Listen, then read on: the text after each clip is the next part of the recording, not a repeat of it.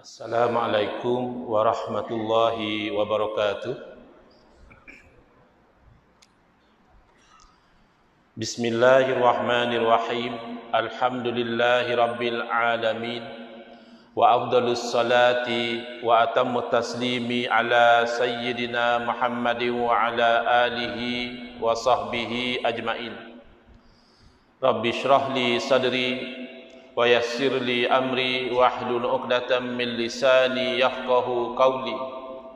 Subhanaka la ilma lana illa ma 'allamtana innaka antal alimul hakim.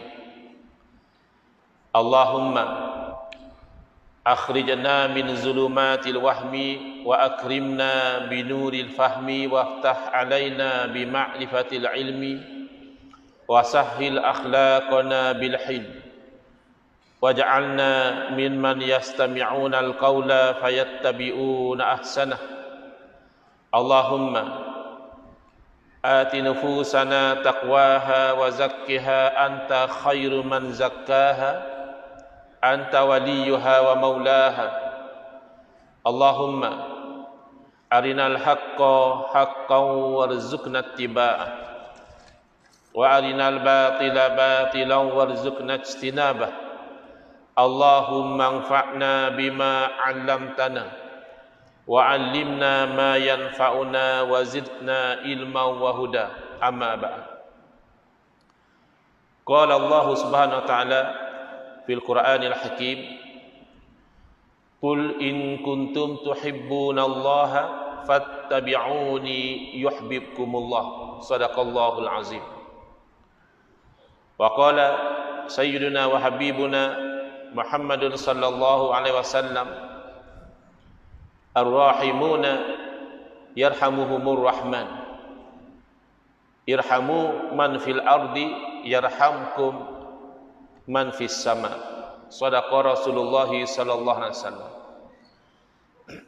Alhamdulillah, muslimin, muslimat, hadirin hadirat yang saya hormati, khususnya kepada para alim ulama, para asatidzah.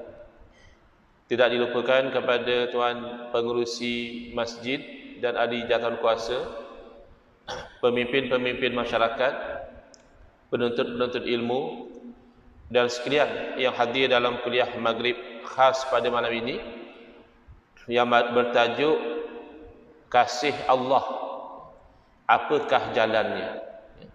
Sebab mudah untuk seorang itu mengaku, mendakwa bahawa dia kasih kepada Allah Subhanahu wa ta'ala. Tapi apakah jalan untuk dia merealisasikan, untuk dia membuktikan kasih kepada Allah Subhanahu wa ta'ala? Itu telah diterangkan oleh Allah Subhanahu wa ta'ala sendiri di dalam Al-Quran. Qul in kuntum tuhibbunallah. Katakanlah, Allah perintahkan kepada Nabi Muhammad SAW supaya memberitahu kepada umat, in kuntum tuhibbunallah, sekiranya kamu itu memang benar kasih kepada Allah, fattabi'uni, maka hendaklah kamu ikut akan aku. Itulah bukti, itulah tanda, bahkan itulah harga yang perlu dibayar untuk orang yang mengatakan bahawa dia kasih kepada Allah Subhanahu wa taala, ittiba'ur Rasul sallallahu alaihi wasallam. Kena mengikut kepada Rasulullah SAW, yuhibbukumullah. Nescaya Allah akan kasih kepada kamu. Jadi tentulah kita nak dikasihi oleh Allah, dikasihi oleh pencipta kita, dikasihi oleh yang apabila kita mati, kita akan berharap kepada keampunannya, yang kita ingin masuk ke dalam syurganya. Maka perlulah kita memenuhi syaratnya, iaitu ikut kepada junjungan Nabi Muhammad sallallahu alaihi wasallam. Dan antara yang dipesan oleh Rasulullah SAW adalah di dalam hadis yang saya bacakan tadi, ar-rahimuna yarhamuhumur rahman. Orang-orang yang mereka itu ada rahmat di dalam hati mereka, ada kasihan belas di dalam hati mereka, maka orang-orang itu akan dirahmati, dikasihani oleh Ar-Rahman, iaitu oleh Allah Subhanahu wa ta'ala. Lalu Nabi SAW berpesan lagi, irhamu man fil ardi. Hendaklah kamu itu merahmati, mengasihani mereka-mereka yang ada di bumi. Yarhamkum man fis sama.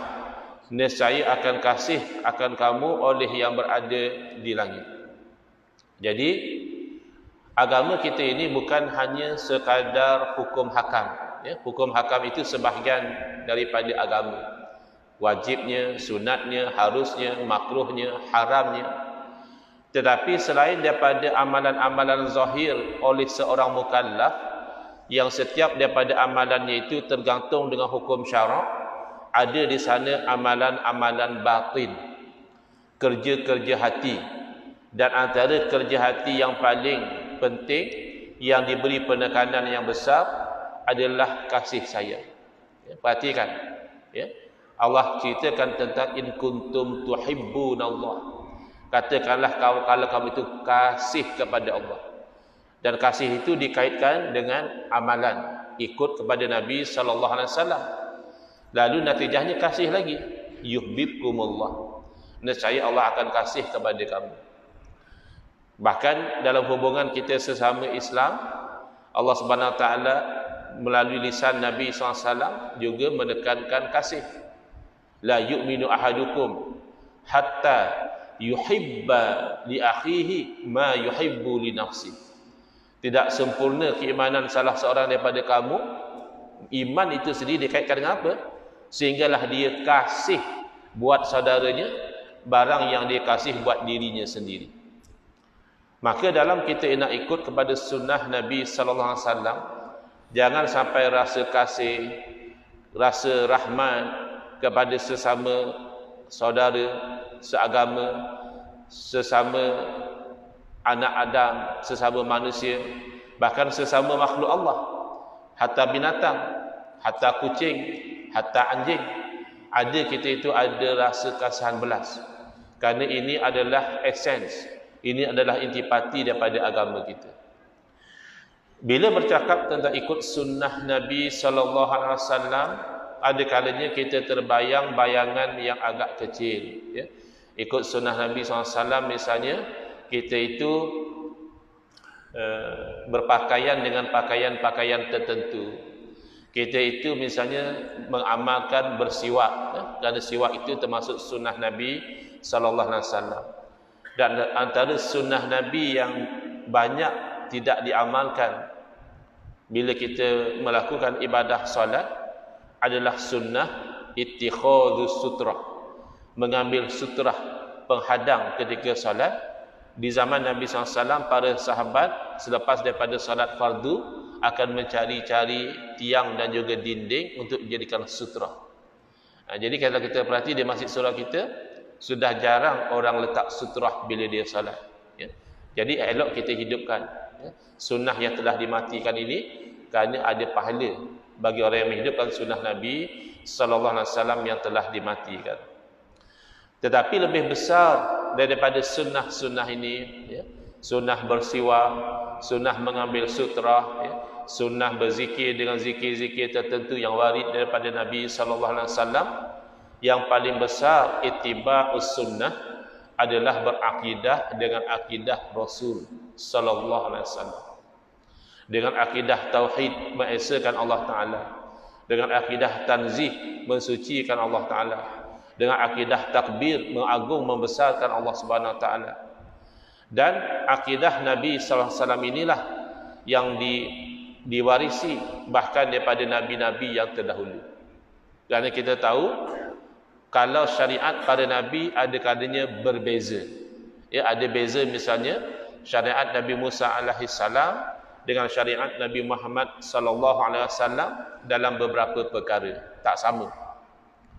Tapi adakah mungkin akidah seorang nabi berbeza dengan akidah nabi yang lain? Tak mungkin. Maka jangan kita sampai terlepas pandang untuk ittiba' kepada Nabi sallallahu alaihi wasallam dalam perkara akidah. Pertama, akidah Nabi sallallahu alaihi wasallam adalah tauhid. Tidak mensyirikkan Allah Subhanahu wa taala bila mengatakan la ilaha illallah, tidak ada Tuhan yang disembah dengan sebenar-benarnya melainkan Allah, maka menafikan sebarang sifat ketuhanan pada selain daripada Allah Ta'ala. Maka jangan sampai kita terlepas hakikat akidah ahli sunnati wal jamaah bahawa bagi makhluk itu hanya usaha dan ikhtiar sahaja.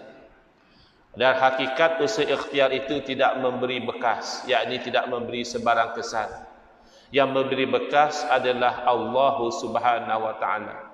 Berarti kalau kita lapar, ya silakan makan. Kerana kebiasaan kalau makan, hilang lapar kita. Bahkan datang rasa kenyang. Tapi dari segi akidah, jangan sampai kita lupa bahawa yang menciptakan nasi ada Allah Subhanahu wa Ta'ala, yang menciptakan kenyang juga adalah Allah. Jangan sampai ada orang menyangkakan oleh kerana bila dia makan nasi dia rasa kenyang, maka nasi itulah yang mengenyangkan dengan dirinya sendiri. Maka itu akidah bukan daripada Nabi sallallahu alaihi wasallam. Begitu juga apabila kita berubat. Kan kalau kita sakit tu kita biasa makan ubat. Tidak kisahlah ubat moden ya, ataupun ubat tradisional. Lalu biasa juga bila kita sudah makan ubat, penyakit kita kurang atau sembuh. Tapi jangan sampai kita terlepas daripada tauhid bahawa yang menciptakan ubat adalah Allah Subhanahu wa Ta'ala. Demikian yang menciptakan sembuh juga adalah Allah Subhanahu wa Ta'ala. La shifaa illa shifa'u. Tidak ada kesembuhan melainkan kesembuhan hakikatnya adalah kesembuhan daripada Allah Subhanahu wa Ta'ala. Demikian bila kita melihat apa sahaja yang tersentuh dengan api, maka benda itu akan menjadi hangus, akan menjadi terbakar. Jangan sampai terlepas bahawa yang menjadikan hangus itu bukan diri api, tetapi Allah Subhanahu wa Ta'ala. Sekira-kira bila Allah Ta'ala tidak jadikan hangus, Nabi Ibrahim alaihissalam bukan sekadar bersentuh dengan api, bahkan bagi dia dicampak masuk ke dalam api oleh raja yang zalim, namun tidak hangus dan tidak terbakar. Kerana apa? Kerana Allah tidak ciptakan terbakar pada masa itu. Ini namanya tauhid. Dan jangan kita lupa bahawa akidah Nabi sallallahu alaihi wasallam adalah akidah yang berdasarkan keyakinan yang tertunjang dengan dalil. Ya. Akidah yang benar adalah i'tiqad yang jazim, mutabiqun lil haqqi an dalil. Ya, 3 elemen. Pertama, i'tiqad tu jazim, tidak ada ragu-ragu, tidak ada was-was, tidak ada entahkan betul entahkan tak betul, tidak ada. Yang kedua, mesti mutabiqun lil haqqi. Akidah itu mesti sama dengan realiti, dengan kebenaran. Ada juga orang yang yakin misalnya berhala itu Tuhan, tapi akidah itu tidak betul kerana tidak benar dengan realiti. Tapi kalau sudah yakin, sudah benar dengan realiti, tapi tidak tahu dalil, sebahagian ulama mengatakan masih tidak sah iman orang itu. Dan sebahagian, dan itu pendapat yang lebih kuat, kata mereka sah tapi berdosa. Kerana meninggalkan mengetahui dalil. Ya, dalam bab akidah kena tahu dalil. Dalam bab fiqh yang wajib tahu dalil hanya imam-imam mujtahid. Seumpama Imam Abu Hanifah, Imam Malik, Imam Syafi'i, Imam Ahmad bin Hanbal, mereka sudah sampai kepada rutbat ijtihad, martabat orang mujtahid, mampu keluarkan hukum daripada Quran dan hadis, mereka kena tahu dalil. Tapi bagi majoriti umat yang tidak sampai martabat mujtahid, maka dalam bab fiqh mereka wajib bertaklid, ikut kepada orang yang pakar, tidak mereka-reka sendiri hukum hakam. Tapi bab akidah dalil tidak sesulit dalil dalam bab fiqh. Bab fiqh dalil wuduk lain. Dalam memahami dalil wuduk pun ulama-ulama hebat khilaf. Wamsahu biru'usikum. Ya. Kalau terjemah direct, dan sapulah dengan kepala kamu. Biru'usikum tu macam mana? Ambil kepala sapu. Bukan. Wamsahu biru'usikum, kata Imam Syafi'i rahimahullah ta'ala, sapulah sebahagian daripada kepala kamu.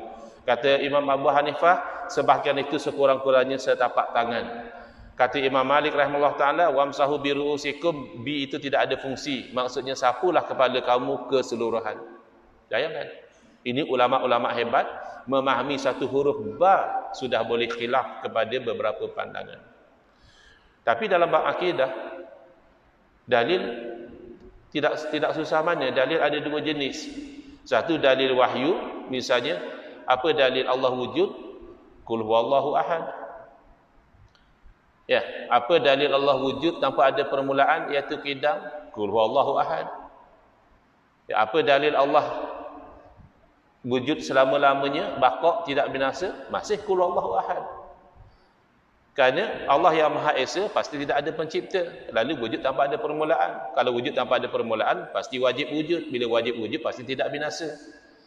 Jadi qul huwallahu ahad saja dalil wahyu kita. Kalau dalil akli, akan ada dua jenis dalil, ya, hati-hati ya.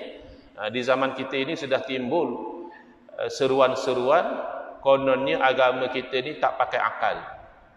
Bahaya ya. Saya sudah sebut di Miri, saya sebut juga di Sibu, tersebar satu penyakit di zaman kita ini.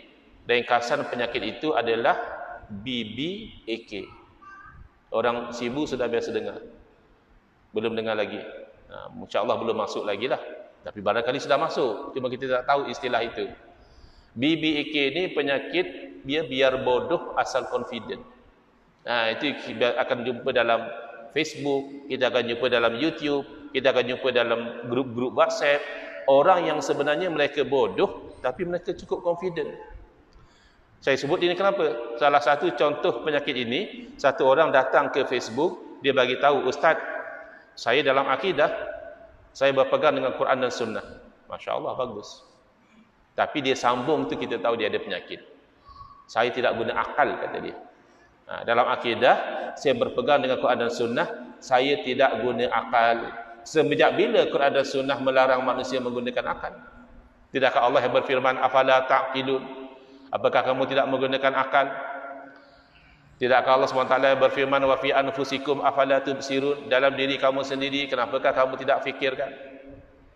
Kerana dalam diri kita sendiri telah ada tanda-tanda kewujudan Allah, telah ada tanda-tanda kekuasaan Allah, telah ada tanda-tanda keesaan Allah. Afala tubsirun?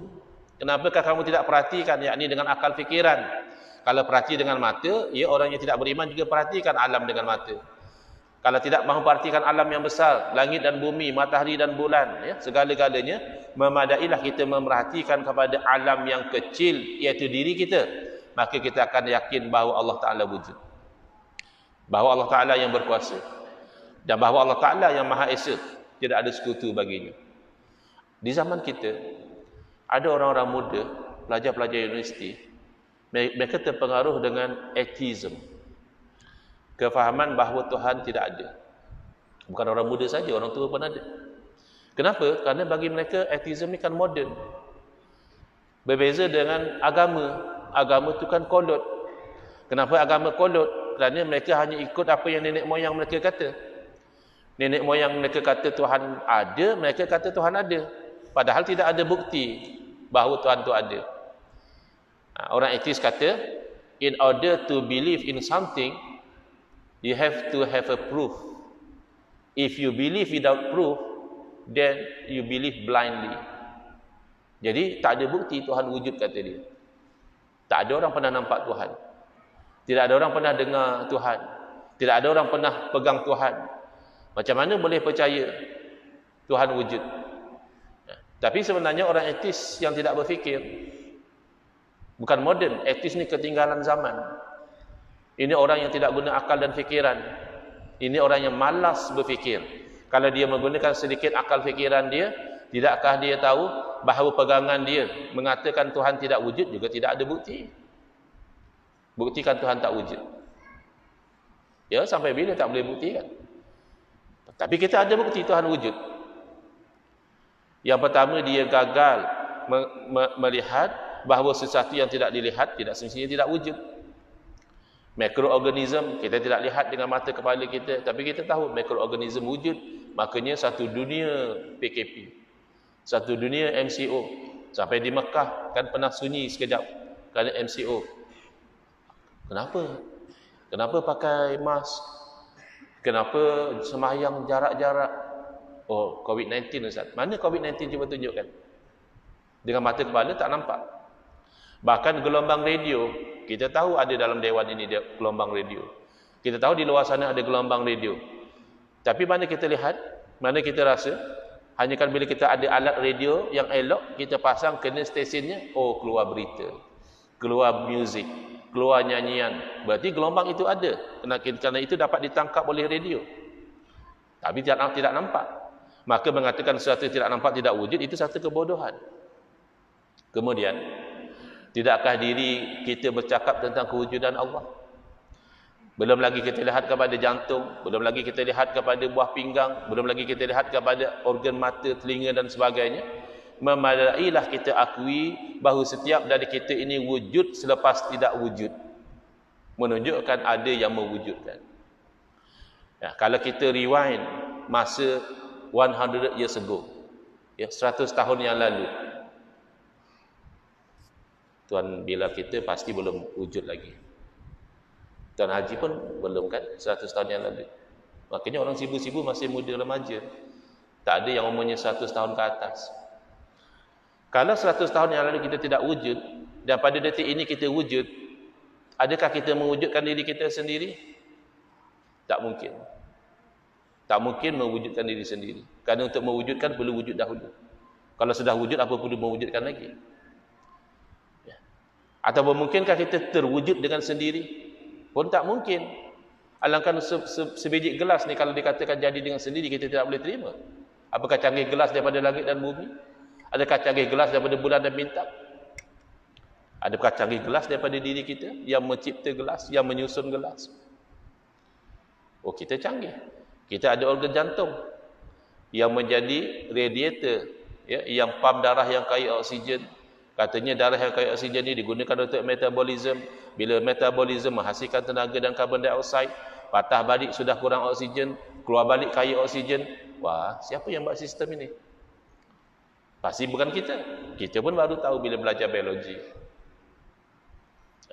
Dan saya bergurau begini, saya katakan orang yang pakai cermin mata, ya, kerana rabun, ya, bukan ada orang pakai cermin mata saja bagi nampak smart, bagi nampak handsome, tapi ramai sekali pakai cermin mata kerana rabun, ya. Apa masalah sehingga kena pakai cermin mata? Kerana secara teori untuk tidak rabun, hanya pastikan arca, ya, image itu dia sharp jatuh di atas layar mata kita. Jangan jatuh terlampau ke depan, jangan jatuh terlampau ke belakang. Nanti dia akan jadi rabun dekat atau rabun jauh. So untuk pastikan arca itu jatuh betul-betul, hanya otot mata kita kena adjust. Okey, yang pakai cermin mata cuba buka cermin mata dan adjust otot mata masing-masing supaya image jadi sharp. Boleh cuba tak? Abang kita cuba. Cuba abang adjust. Sudah give up. Tidak sharp juga. Mata siapa yang abang adjust? Mata abang, mata orang sebelah? Masya Allah. Kalau otot-otot mata kita sendiri, kita gagal kawal mengikut selera kita. Selera kita supaya sharp. Kalau begitu siapa yang kawal? Tak nampak Allah lagi. Maka setiap yang ada pada diri kita sedang bercakap tentang kewujudan Allah Subhanahu Wa Taala. Sebab itu dalam agama jangan ditolak dalil akli. Bahkan kalau kita nak berdakwah kepada kawan-kawan kita yang belum masuk Islam lagi, dia tanya, okey, kamu orang Islam percaya kepada Allah kan? Ya. Allah itu memang betul wujud? Ya. Buktikan pada saya. Qul huwallahu ahad, kata kita. Nah, dia belum beriman lagi. Tak nak kita kena buka minda dia. Kita kena cakap, Toke kalau belakang rumah Toke tahun lepas, Toke balik kampung, tidak ada apa-apa, kosong. Belakang rumah Toke di kampung, kosong, tidak ada apa-apa, lapang saja. Setahun Toke tidak balik kampung, tahun ini Toke balik, Toke tengok belakang rumah, ada reban ayam kecil saja. Toke tanya kepada abang yang duduk di kampung, abang, siapa yang buat reban ayam belakang rumah saya? Jawab abang, tidak ada orang buat, dia jadi sendiri. Pasti Toke tidak boleh terima. Sama ada abang itu buat jenaka yang tidak kelakar ataupun abang itu sudah nyanyuk. Tak mungkinlah reban ayam jadi sendiri. Oh, reban ayam yang kecil tak mungkin jadi sendiri. Tapi gunung ganang, bukit bukau, lautan dan daratan, haiwan dan manusia, boleh jadi sendiri. Jadi ini kan memerlukan kepada dua jenis dalil. Maka ittiba' kepada Nabi SAW seimbangkan antara dalil wahyu dan juga dalil akal. Orang yang kononnya pakai akal semata-mata, kata dia tak perlu kepada wahyu, akal kita sudah memadai untuk mengetahui mana yang benar, mana yang salah, mana yang betul, mana yang tidak, ini ibarat orang yang matanya terang, guna akal, berjalan dalam kegelapan, tidak disuruh oleh suluhan wahyu. Sebaliknya, orang yang mendakwa, saya hanya pegang Quran dan Sunnah Ustaz. Apa saja Quran dan Sunnah kata, saya tak fikir lagi. Saya hanya faham zahir begitu. Ya, itu ibarat orang yang berjalan dalam keadaan terang benderang, disuluh oleh cahaya wahyu, tapi dipejam matanya. Tidak digunakan akal untuk memahami ayat Al-Quran dan hadis Nabi sallallahu alaihi wasallam. Maka sunnah Nabi adalah seimbang. Bagi orang yang menolak akal dalam sunnah akidah, dalam jalan akidah, pertama dia menolak uslub Allah Ta'ala sendiri. Kedua dia menolak sunnah para Rasul. Ketiga dia menolak sunnah Nabi kita Muhammad sallallahu alaihi wasallam. Ketika Allah Ta'ala ingin membatalkan kesyirikan, orang yang syirik yang mengatakan Tuhan itu lebih daripada satu, yang mengatakan Tuhan itu banyak, tidakkah Allah Ta'ala menggunakan hujjah akal? Allah berfirman, "Lau kana fihima alihatun illallahu lafasadata." Kalaulah ada pada kedua-duanya langit dan bumi Tuhan-Tuhan yang banyak selain daripada Allah, nescaya binasa kedua-duanya. Soalan, Tuhan sebenarnya banyak atau satu? Jawapan, Tuhan satu. Kenapa Allah sendiri berfirman kalau Tuhan banyak? Berarti Allah hanya suruh kita bayangkan dengan akal. Dalam realiti Tuhan tidak banyak. Maka hanya kamu boleh bayangkan saja dengan akal. Kalau Tuhan banyak, pasti masing-masing Tuhan nak buat cara dia. Kalau masing-masing Tuhan nak buat cara dia, akhirnya hancur langit dan bumi ini. Ini logik yang simple. Sarawak saya tak pasti, tapi kalau negeri-negeri di Semenanjung sekarang ni sedang PRN. Sarawak belum ya, masih baru saja PRN. Kenapa PRN sangat susah-susah? Kan banyak belanja. Banyak belanja, banyak kempen, banyak gaduh, banyak fitnah, banyak itu, banyak ini. Kenapa kita tak ambil a simpler approach? Apa dia simpler approach, Ustaz? Yalah, siapa yang minat nak jadi kerajaan, kita lantik saja. Tak payah susah-susah undi. Ya, kalau satu pihak, senang, Ustaz. Masalahnya jadi kerajaan sampai 2-3 pihak. Tak apa, kita lantiklah. Berapa orang nak jadi kerajaan? Oh, ada 3 golongan, Ustaz. Masing-masing bertanding nak jadi kerajaan. Okey, kita lantik 3-3 jadi kerajaan. Habis ketuanya siapa? Menteri besar siapa? Ketua menteri siapa? Lah, masing-masing kerajaan nanti ketua menteri masing-masing lah. Macam tu pula. Habis exco macam mana? Kan masing-masing ada ketua menteri. Ketua menteri masing-masing nantilah exco masing-masing. Agak-agak macam mana nak tadbir? Masih ingat tak masa COVID-19 dulu? Kan sekejap kita confuse. Sebenarnya cocok 2 kali atau 3 kali, ingat tak? Itu Menteri Kesihatan satu saja. Bayangkan kalau Menteri Kesihatan 3, kita pun tak tahu nak cocok mana. Kan? Poinnya apa? Poinnya kalau sebuah negeri yang kecil, katakanlah PRN di Kelantan, PRN di Terengganu, sebuah negeri saja. Tidak boleh kita bayangkan ditadbir oleh lebih pada satu kerajaan, lebih pada satu menteri besar. Bolehkah alam semesta ditadbir oleh lebih pada satu Tuhan? Padahal Tuhan itu maha berkuasa, maha berkehendak, maka kuasa Tuhan yang mana? Kehendak Tuhan yang mana? La fasadata, nescaya binasa langit dan bumi, berarti Tuhan yang banyak itu mustahil, mustahil itu hukum akal. Siapa yang stimulate hukum akal itu? Ya Allah. Allah yang suruh kita bayangkan kalau Tuhan banyak, langit bumi akan binasa. Ya. Bahkan ini sunnah para Rasul. Para Rasul alaihi wassalatu wassalam, apabila ingin membatalkan syirik dan membuktikan tauhid, ada kalanya mereka resort kepada dalil akli, ya, hujah akliyah, the logical argument. Contoh, Nabi Ibrahim AS ketika ingin membatalkan syiriknya Namrud. Namrud ni syirik tahap tinggi. Bukan setakat dia sembah lain daripada Allah, dia suruh orang sembah dia. Namrud kata dia Tuhan. Baik. Akal yang sihat, logical thinking, boleh terima tak Tuhan tapi lemah? Ya. Kenapa cuaca mendung hari ini? Mungkin Tuhan penat. Tak mungkin. Ya. Kenapa itu COVID-19 berlaku sampai satu dunia? Mungkin Tuhan lupa nak jaga alam ini. Tak mungkin. Tuhan letih, Tuhan penat, Tuhan lupa, Tuhan sakit. Itu mustahil. Makanya Kalau orang itu lemah mengaku Tuhan, mustahil. Orang yang percaya ayah pin Tuhan kan akal tak sihat. Pernah dengar ayah pin? Ayah pin kalau lapar dia makan nasi, itu tanda dia lemah. Kalau makan nasi agak-agak buang air tak? Tuhan tunggu kalau tandas nak buang air, tak mungkin. Ada satu orang lagi nama Harun dari Pahang. Dia juga mengaku Tuhan. Kemudian oleh kerana pengikut dia dituduh membunuh seorang pegawai Jabatan Agama Islam Pahang, lalu dia pun ditangkap, pengikut ditangkap. Tak lama lepas dia ditangkap, dia kena stroke. Mungkinkah Tuhan kena stroke? Kan tak logik. Lepas tu masuk dalam berita, satu berita. Bila kita baca berita tak tahulah mau ketawa ke mau nangis. Katanya Tuhan Harun didapati bersalah oleh mahkamah. Tuhan boleh dapati bersalah. Tu baik resign sajalah. Tak payah jadi Tuhan lah kalau macam itu. Maka Nabi Ibrahim AS nak beritahu kepada Namrud, kalau kamu itu bukan Tuhan, kerana kamu lemah. Rabbiyalladzi yuhyi wa yumit. Tuhan sebenar itu Tuhan saya, berkuasa menghidupkan, berkuasa mematikan, itu Tuhan. Maka Namrud ini rupanya antara orang awal kena penyakit BBAK. Dia itu biar bodoh asal confident. Maka confident dia cakap ana uhi wa umit. Alah apa heran aku boleh hidupkan dan matikan. Lalu apa dia buat? Dia panggil dua orang tahanan, prisoner, satu orang dia bunuh, satu orang dia lepaskan. Konon-konon dia bunuh, dia telah matikan, dia lepas itu dia telah hidupkan. Itu kan tak cerdik. Yang kamu lepas tu dah hidup lama, bukan kamu yang hidupkan dia. Tinggal lagi kamu tidak membunuh dia. Sambungan cerita lepas daripada laungan azan insya-Allah.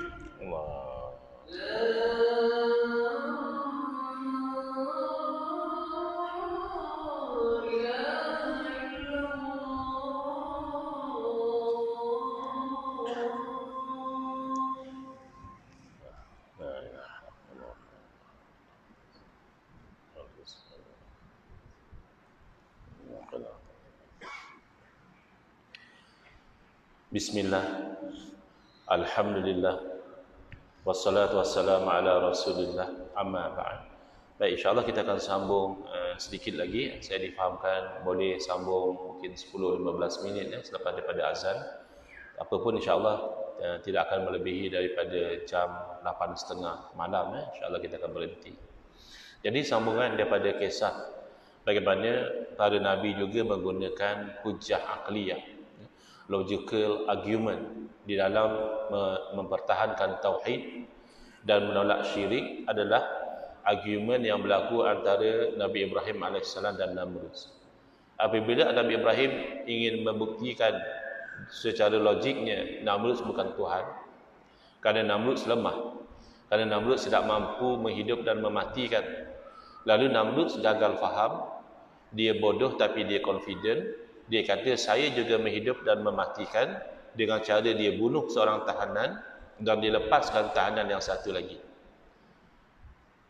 Jelas yang dia lepaskan itu bukan dia yang hidupkan. Sudah hidup sebelum daripada itu. Padahal kalau ingin hidupkan daripada tiada, seekor nyamuk juga Namrud tidak mampu hidupkan. Lalu Nabi Ibrahim AS membawa dalil yang lebih jelas, fa inna Allah ya'ti bisyamsi minal masyriq. Allah Tuhan saya menerbitkan matahari dari timur. Kalau benar kamu Tuhan, pasti kamu berkuasa. Fa'ti biha minal maghrib. Silalah kamu terbitkan matahari dari barat. Fabuhital ladzi kafar. Maka orang kafir itu tercengang, terbungkam, tidak mampu menjawab. Dengan apa? Dengan hujjah akliyah. Dengan dalil akli. Saya harap setakat ini bahasa saya itu boleh dipahami kan? Kami si pandai tutur Sarawak. Baru 2 hari sampai jadi si pandai lagi. Boleh kan bahasa KL pun boleh. Kemudian Nabi kita ketika mengajar tauhid, ada kalanya Nabi SAW rizab kepada dalil akli. Ketika Nabi SAW ingin mengajar hakikat bahawa penyakit itu datang daripada Allah.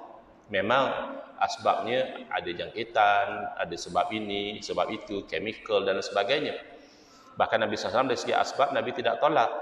Nabi bagi panduan, kalau ada satu negeri yang dilanda wabak ta'un, siapa yang belum masuk dalam negeri, jangan masuk. Dan siapa yang sudah ada dalam negeri, jangan keluar. Itu namanya kuarantin kan? Jangan keluar itu kuarantin. Sebab kamu mungkin sudah jadi carrier. Kalau kamu keluar nanti boleh meluaskan kawasan jangkitan. Kalau kamu duduk di luar, kamu masuk, kamu boleh terjangkit. Itu asbab. Itu dari segi syariat. Ada kalanya Nabi nak mengajar akidah. Nabi nak mengajar tauhid. Nabi nak mengajar ilmu hakikat. Dari segi hakikat, penyakit daripada Allah. Lalu Nabi SAW bersabda, La adwa. Tidak ada jangkitan. Tapi dalam kalangan yang mengaji dengan Nabi SAW, itu bukan semua yang educated.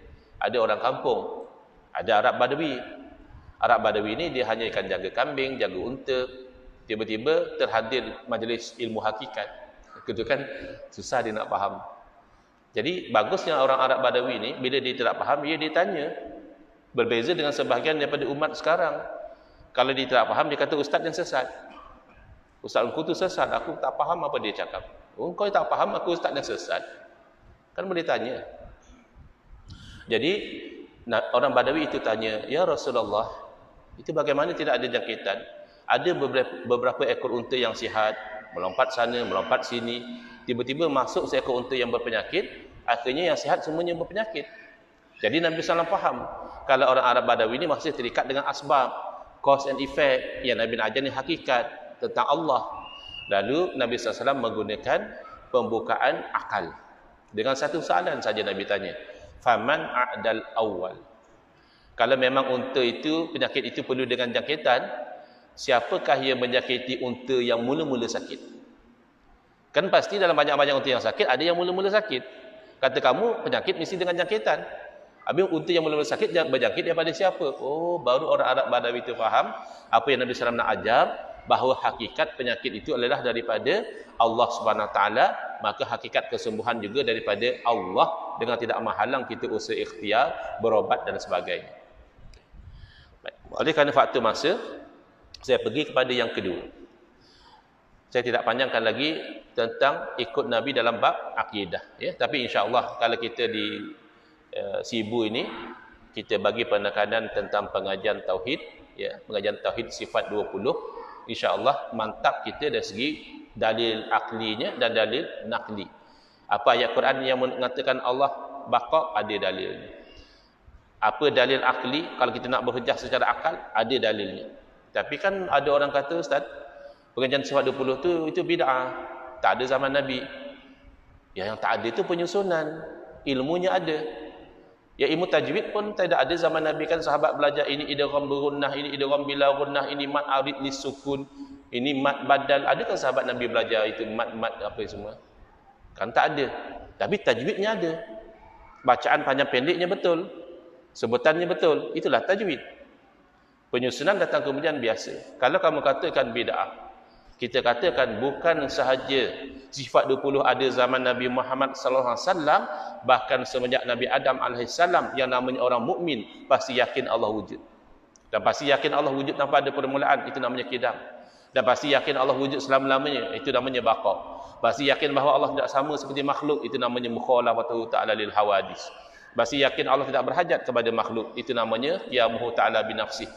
Pasti yakin bahawa Allah Maha Esa, tidak ada sekutu baginya, itu namanya wahdaniyah. Pasti yakin Allah Maha Hidup, itu namanya hayyun. Pasti yakin Allah Maha Berilmu, itu namanya ilmun. Pasti yakin Allah Maha Berkuasa. Adakah zaman Nabi Adam orang Islam tak percaya Allah berkuasa? Tak mungkin. Maka itu namanya kudrah. Pasti yakin Allah lakukan sesuatu dengan kehendak, bukan kerana terpaksa, itu namanya iradah. Pasti yakin Allah Maha mendengar, itu namanya sama'. Pasti yakin Allah Maha melihat, itu namanya basar. Pasti yakin Allah Maha berkata-kata, itu namanya kalam. Makanya mengatakan sifat 20 itu bid'ah, itu tidak faham realiti. Dia hanya lihat pada penyusunan. Ya, penyusunan ilmu hadis juga bid'ah. Mana ada zaman Nabi sahabat-sahabat yang kata ini sahih, ini dhaif, ini maudhu', ini mursal, ini munqati', ini mu'dhal. Itu semua istilah-istilah yang bid'ah. Tetapi menilai hadis itu berlaku di zaman Nabi SAW. Ada kali-kali sahabat tidak terima riwayat kerana ragu-ragu dengan perawi. Itu biasa. Kemudian kata mereka, tak payahlah belajar sifat 20. Ini bukan ilmu Islam. Ini ilmu falsafah Yunani. Tetapi ia meresap masuk ke dalam Islam. Baik, kita tanya secara faktual, secara fakta dan data. Ahli falsafah Yunani yang nama apa? Dan dalam kitab mana mengajar sifat 20? Cuba datangkan. Ini orang KL kata sembang bikin bimbang. Dia sembang, kita pun risau, tapi data tidak ada. Fakta tidak menunjang. And for the sake of argument, kalau betullah ada ahli falsafah Yunani yang dia percaya dan mengajar bahawa Allah wujud, qidam, baqa, qiyamuhu ta'ala binafsih dan seterusnya, pasti ini ahli falsafah orang beriman. Yang menolak, yang mengatakan Allah tak wujud, yang mengatakan Allah baru wujud, yang mengatakan Allah akan binasa, yang mengatakan Allah sama saja seperti makhluk, itu kan jadi kafir. Jadi hati-hati. Hidupkan kembali pengajian sifat 20 di masjid, di surau-surau, di Sibu. Itu cara ittiba'un Nabi dalam bab akidah. Yang kedua, kita nak ikut Nabi dalam amalan. Kita ambil contoh yang mudah, sembahyang kita. Adakah kita nak sembahyang sesuka hati kita, ikut cara kita, atau kita nak ikut cara Nabi SAW sesuai dengan sabda baginda, sallu kama ra'aitumuni usalli. Hendaklah kamu itu solat sebagaimana kamu melihat aku solat. Jawabnya, pastilah kita nak ikut cara Nabi. Fattabi'uni, ikutlah akan daku. Malangnya, dalam mempraktikkan ittiba'us sunnah dalam amalan ini, sebahagian umat detach from reality. Dia terlepas daripada reality kehidupan. Lalu dia sembahyang dengan cara dia, dan dia menganggap sembahyang orang lain tidak ikut sunnah. Ada kawan-kawan kita lepas balik kursus, lain macam kita nampak dia sembahyang. Angkat takbir sudah lain, tahiyat sudah lain, ya. Allahu Akbar. Tak biasa tengok. Tahiyatnya pun kita risau sebab ada kucing kat sebelah dia macam itu kan, kucing tangkap jarinya, ya. Dulu kita belajar asyhadu an la ilaha illallah, angkat sekali saja. Ini datang daripada mana gerak-gerak macam ini? Lalu kita tanya, bang, saya lihat abang tu sembahyang lain daripada kami, ya, daripada kita, ya. Jawab dia, ya, saya sembahyang itu ikut cara Nabi. Itu sifat solat Nabi yang sahih. Masya Allah, mana abang tahu itu sifat solat Nabi yang sahih. Ya. Sebab kata dia memang solat kena macam Nabi. Sallu kama ra'aitumuni usalli. Hendaklah kamu solat sebagaimana kamu lihat aku solat. Betul, itu kan sepakat antara kita dan dia. Tapi dia detached from reality. Kita slowly pat on the back. Slow-slow, bang, maaf nak tanya saja bang, jangan marah ya. Itu abang lihat Nabi solat bila? Minggu lepas ke tahun lepas? Dia kata solat sebagaimana Nabi lihat Nabi solat. Dia lihat Nabi solat bila? Kan sama-sama tak lihat. Dia sembahyang macam itu kerana pengajar kursus mengatakan itulah cara sifat solat Nabi. Kita solat sebagaimana kita solat kerana guru kita mengatakan itulah cara solat, dan guru kita tidak lihat Nabi solat. Betul kan?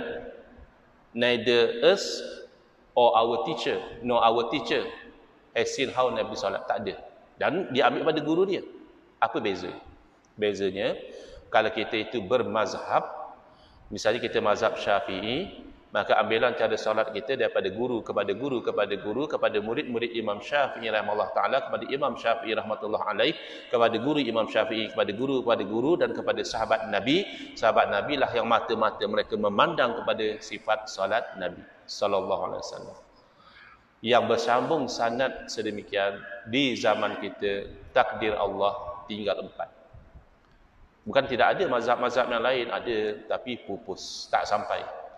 Maka kalau kita nak betul-betul ikut Nabi dalam bab solat, dalam bab-bab yang lain, pastikan sanad ilmu bersambung, makanya tak dapat tidak kita ikut salah satu daripada 4 mazhab. Tapi kan saya kalau ikut 4 boleh ke Ustaz? Kamu ni macam mana bang? Zaman dahulu Allah kurniakan setengah ulama kelebihan mereka alim 4 mazhab, alim 4 mazhab, tahu selok belok 4 mazhab, tapi amalnya satu. Kamu satu mazhab pun tidak alim, nak amalnya 4. Itu kan angan-angan. Mazhab kamu, mazhab Syafi'i pun masih goyang, kamu nak amal 4 mazhab, tu macam mana? Karena kamu nak amal 4 mazhab macam mana? Dalam bab kunut subuh, ada 2 pandangan yang besar. Satu kata sunat, baca kunut subuh. Satu kata tidak sunat. Ya, kamu nak amal semua, kamu baca ke tidak? Kan pilih satu saja. Jadi hati-hati. Bahkan ada orang yang mengharamkan mazhab. Ada yang kata mazhab tak ada zaman Nabi. Ada yang kata bermazhab tapi tidak terikat. Ini semua menjauhkan umat daripada ikut Nabi sallallahu alaihi wasallam. Baik. Yang mengatakan bermazhab itu haram, yang mengatakan tak mazhab tidak ada zaman Nabi, dia tidak faham konsep bermazhab. Dia ingat mazhab itu Hanafi, Maliki, Syafi'i, Hambali. Ya, itu belum ada zaman Nabi sallallahu alaihi wasallam. Tapi mazhab dari segi konsep adalah berpandangan. Ya. Zahaba yazhabu bahasanya berarti pergi. Mazhab tempat pergi. Dari segi konteksnya, zahaba yazhabu berarti berpandangan. Mazhab itu bermakna pandangan, school of thought. Maka konsep berpandangan telah diiktiraf oleh Nabi sallallahu alaihi wasallam. Kalau kamu mengharamkan sesuatu yang diiktiraf oleh Nabi sallallahu alaihi wasallam, bimbang kamu tidak dikasihi oleh Allah Subhanahu wa taala. Mana Nabi sallallahu alaihi wasallam iktiraf mazhab, konsep bermazhab. Contoh, 2 orang sahabat dalam perjalanan, mereka ingin solat tidak ada air. Lalu mereka beramal dengan dalil Al-Quran, iaitu mereka tayamum. Selepas tayamum mereka salat. Lalu mereka teruskan perjalanan, jumpa air. Dalam keadaan waktu salat masih berbaki. Ketika itu dalil tidak jelas. Tidak ada dalil yang jelas. Kalau kamu dah salat dengan tayamum, jumpa air kena salat lagi sekali atau tak perlu? Maka seorang sahabat berwuduk dan salat lagi sekali, seorang sahabat tidak ulang. Bila berjumpa dengan Nabi SAW, mereka ceritakan kisah yang berlaku. Cuba lihat bagaimana sikap Nabi.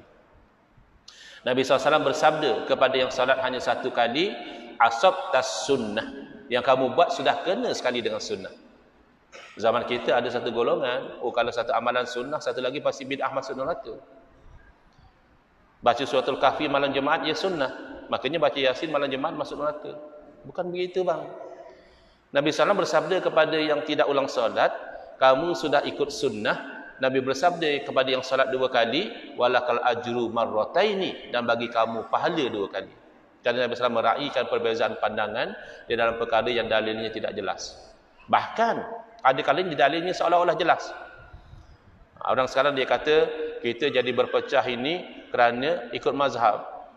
Cuba kita ikut Quran dan hadis, pasti kita tidak berpecah. Orang ini bercakap tidak faham realiti. Umat Islam berpecah dari awal bukan kerana mazhab, tapi kerana perbezaan politik. Berperangnya Sayyidina Ali Sayyidina Muawiyah bukan kerana mazhab, tapi kerana perebutan jawatan khalifah. Sampai sekarang kalau politik bergaduh. Tapi kalau mazhab itu biasa. Bayangkan ikut hadis zaman sahabat, sahabat dengar sendiri hadis. Bukan an fulan tidak. Yang katanya hadis, sahabat dengar dengan telinga mereka sendiri daripada mulut Nabi sallallahu alaihi wasallam. Selepas peperangan Khandaq, peperangan Parit, dikenali juga dengan peperangan Al-Ahzab, peperangan tentera-tentera bersekutu, maka Nabi SAW diperintahkan untuk take care of pengkhianat. Pengkhianat pada masa itu adalah Yahudi Bani Quraizah. Mereka penduduk Madinah, tapi ketika Madinah diserang oleh musuh, mereka instead menolong musuh. Kalau dalam undang-undang sekarang dia panggil treason. Treason di kebanyakan negara adalah punishable by death. Dalam undang-undang Malaysia, setahu saya tidak ada istilah treason. Dalam penal code, dia ada kesalahan dia panggil waging war against yang di-Pertuan Agong. Melancarkan perang terhadap di-Pertuan Agong. Pertama kali digunakan terhadap kumpulan Al-Ma'unah dan hukuman mati. Bab mudarat besar. Treason, pengkhianatan ini mudarat besar. Maka Nabi SAW mengarahkan pada sahabat menyerang Yahudi Bani Quraizah dan Nabi bagi arahan yang jelas. La yusalliyanna ahadunil asra illa fi Bani Quraizah. Jangan seorang pun daripada kamu sembahyang asar kecuali di kampung Bani Quraizah. Jelas atau tidak? Ya jelas. Dalam perjalanan masuk waktu asar. Lalu sebahagian kata, jomlah kita teruskan. Nabi kata, jangan sembahyang asar kecuali di kampung Bani Quraizah. Sebagian sahabat kata, bukan itu maksud Nabi. Lalu mereka solat. Berarti kan, sama-sama sahabat, sama-sama murid Nabi, dengan hadis yang sama, dengan telinga mereka sendiri. Tapi sebahagian solat dalam perjalanan, sebahagian solat di kampung Bani Quraizah, sedangkan waktu sudah habis. Bila sampai berita ini kepada Nabi SAW, lam yu'annif wahidan minhu. Nabi tidak mengkritik salah seorang pun daripada mereka. Kenapa? Kerana mereka beramal dengan kefahaman masing-masing. Yang solat mereka faham the purposive approach. Maksud Nabi itu suruh cepat. Kira-kira asar dah sampai sana. Bukan maksud Nabi jangan solat dalam waktu. Solat kan inna solata kanat alal mu'minin kitaban mauquta. Solat adalah kewajipan yang berwaktu. Jadi mereka ada dalil.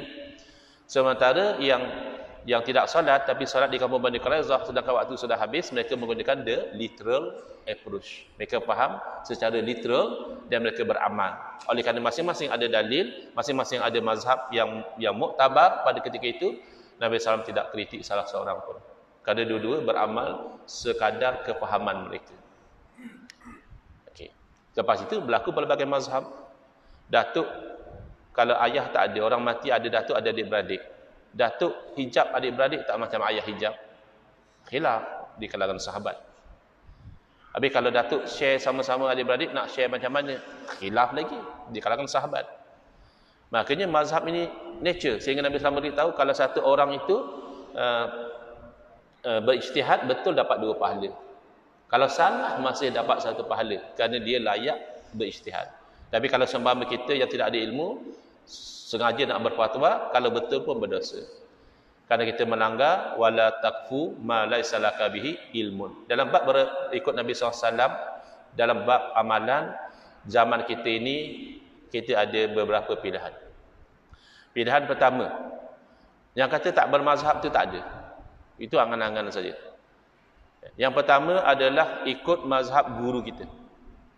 Yang mana guru kita ambil daripada guru dia sampai kepada murid-murid imam mazhab, sampai kepada imam mazhab, sampai pada guru mereka, sampai pada sahabat Nabi, sampai kepada Nabi SAW. Kenapa beza-beza? Itu biasa. Dan tak mustahil yang beza tu dulu Nabi buat. Ini kalau kita sujud, lutut dulu atau tangan dulu. Tak mustahil Nabi buat dua-dua. Maka ada keluasan. Yang mana kuat, ya lutut dulu okey. Tapi yang mana lutut pun sudah goyang kan, tangan dulu lebih selamat.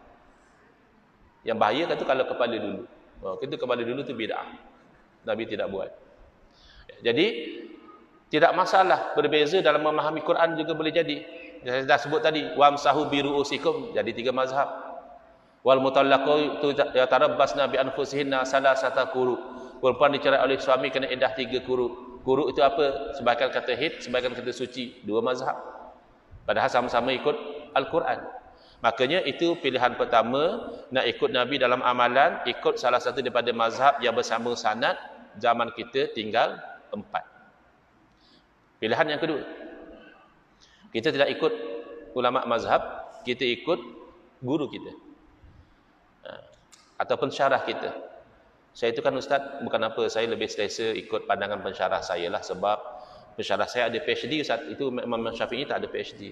Kan saya lebih selesa dengan pensyarah saya. Kalau apa pensyarah saya kata ini dalam masalah ini pendapat Imam Syafi'i lemah, pendapat Imam Abu Hanifah kuat, saya ikut. Lalu dia kata dalam isu ini pula pendapat Imam Syafi'i yang kuat, pendapat Imam Abu Hanifah yang lemah, dia saya ikut. Berarti dia ikut mazhab pensyarah dia.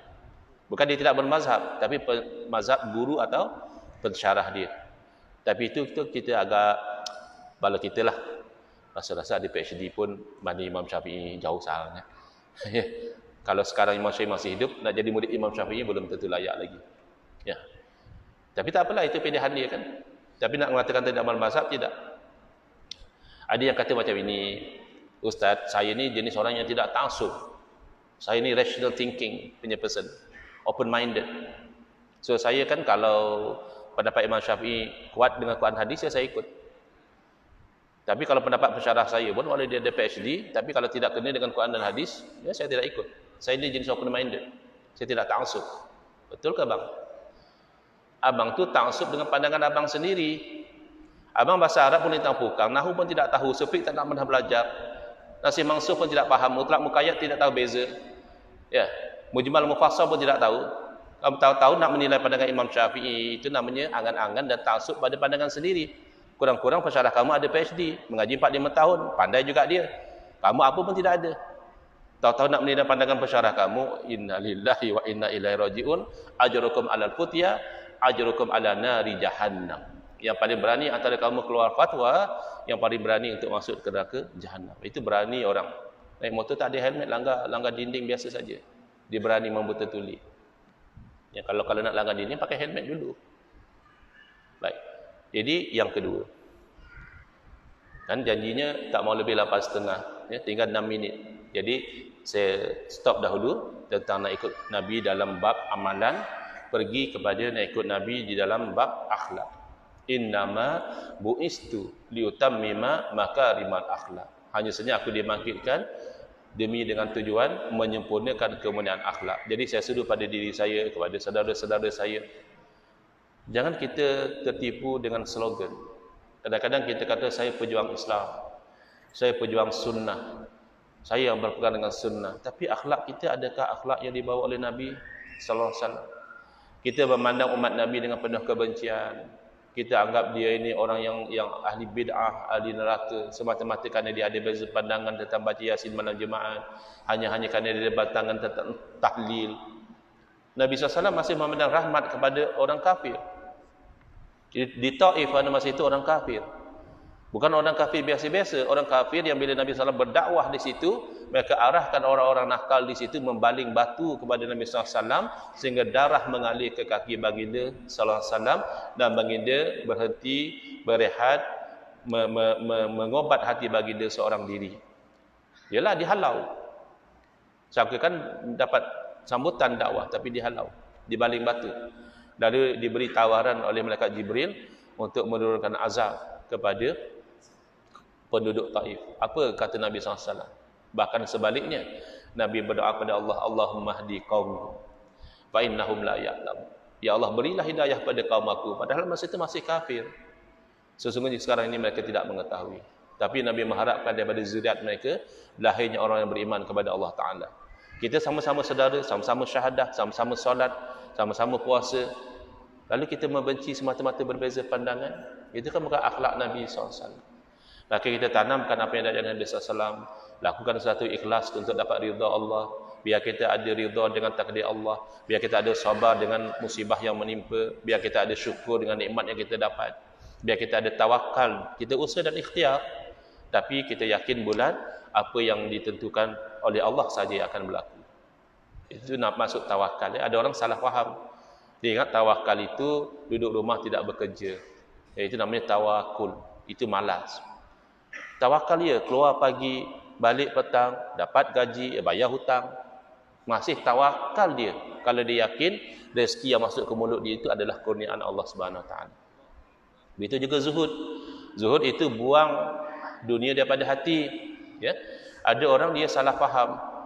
Kita lihat dia pakai baju ya 4-5 hari tak pernah tukar. Bau dia pun sudah lain macam. Pula cuaca di sini kan panas. Lalu kita tanya dia, bang, kenapa pakai baju 4-5 hari tak tukar? Dia jawab, zuhud. Kita cakap, itu bang bukan zuhud, itu busuk. Zuhud dia pakai bagus, pakai wangi, pakai elok. Tetapi satu keping dunia pun tidak masuk ke dalam hati. Diibaratkan oleh sebahagian orang, dunia dan kita ini ibarat bahtera dan lautan. Kita bahtera, dunia adalah lautan. Banyak mana pun dunia kalau duduk di luar tak ada masalah. Kita belajar dengan elok. Tapi hanya sedikit air masuk dalam kapal boleh tenggelam. Sedikit dunia masuk dalam hati boleh rosak kita. Makanya inilah yang dinamakan ikut Nabi SAW di dalam akhlak. Kerana akhlak itu bermula dari hati. Inna fil jasadi mudratan. Sesungguhnya dalam jasad manusia ada seketul hati. Idza salahat salahal jasadu kullu. Bila elok hati itu, eloklah seluruh jasad. Wa idza fasadat fasadal jasadu kullu. Apabila rosak seluruh jasad. Ala wahyal qalb. Maka kena belajar dan amalkan ilmu tasawuf. Kerana ilmu tasawuf yang fokus pada cerita hati ni. Seperti kitab Minhajul Abidin, ya, seperti kitab Bidayatul Hidayah, seperti kitab Penawar bagi Hati. Bukan tahu saja. Teori senang, bab tasawuf teori senang. Hasad dengki itu haram. Tidak ada khilaf kan? Fiqh susah. Ini khilaf, ini kaul pertama, ini pendapat yang ketiga, ini susah. Tasawuf senang nak faham. Hasad dengki haram. Tapi kadang-kadang ulama juga hasad dengki. Kadang-kadang ustaz juga hasad dengki. Makanya perlu kepada amalan, taubatnya, zikirnya, istighfarnya, ya. Cuma hati-hati daripada tasawuf yang palsu. Macam mana nak kenal? Tasawuf yang palsu adalah tasawuf yang membatalkan syariat. Oh, kami ilmu hakikat ustaz, makanya kami solat pakai niat. Tak payah betul-betul solat, dia hanya rukun qalbi saja, rukun fi'li, rukun qauli dia buang. Tapi yang kita tak seronok dengan orang ini, kalau makan tidak pakai niat, habis nasi kita dia makan betul-betul. Sebab tu kalau kamu sembahyang pakai niat, kita bagi pinggan kosong yang kamu niat nak makan apa? Ya, nak makan umai ya. Apa lagi saya makan tadi? Lalapan. Apa? Ya, niat sajalah. Tak payah susah-susah habis duit beli nasi untuk kamu. Ini bukan tasawuf. Ini golongan batiniyah.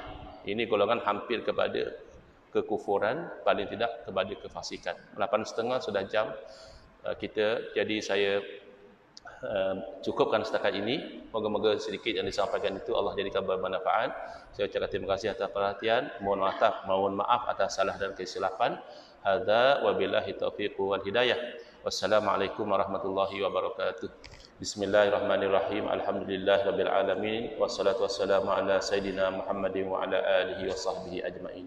Allahumma shrah sudurana wa ahsin akhlaqana wa azim ujurana wa nawwir qulubana bi nuri hidayatika kama nataradu bi nuri syamsika abadan abada. Allahumma anqulna min dhullil ma'siyati ila izzi ta'ati ya arhamar rahimin. Wa sallallahu ala sayyidina Muhammadin wa ala alihi wasallam. Alhamdulillah rabbil alamin.